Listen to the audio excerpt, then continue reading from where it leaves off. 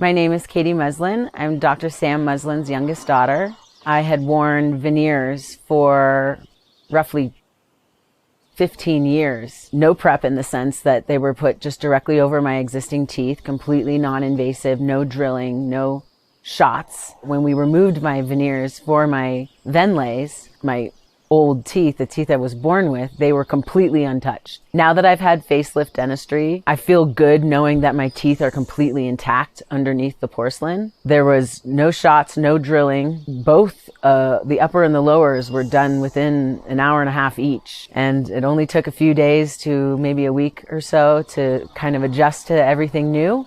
It's been a really positive process. It's got to be the best out there.